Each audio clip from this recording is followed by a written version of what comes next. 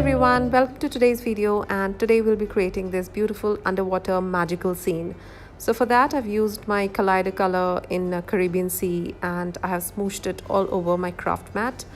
I just dabbed it and tried to merge and mix all the colors of blues and greens. I also added Delicata in golden and spritz some water on top. So I am trying to achieve a very watercolor look by it, and I'm just smooshing my watercolor cardstock on top of this pool of colors.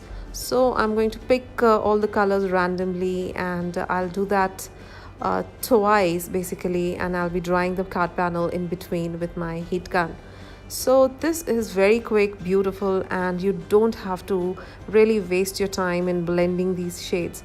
Kaleidacolour is excellent because it is a set of those colors, beautiful colors, which work together so beautifully, and without much effort, we can get these perfect blends. So I'm adding some more water and some more golden ink, and now I'm going to smoosh this cardstock again on top of it so that a few layers can be achieved. And this is so beautiful and magical. This just was screaming that it should go under a mermaid card, and I wanted to dig in my stash and I found a beautiful stamp set and used it to finish the card for today. So this is the beautiful card panel. You can do anything, you can just stamp a little sentiment, and this is a beautiful card in itself.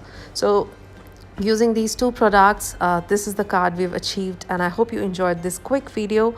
So this is a marbling technique and I love it. Thank you so much for stopping, and if you wish to see more videos, please visit the Imagine Crafts blog and the YouTube channel. Thank you so much. Bye bye. Take care.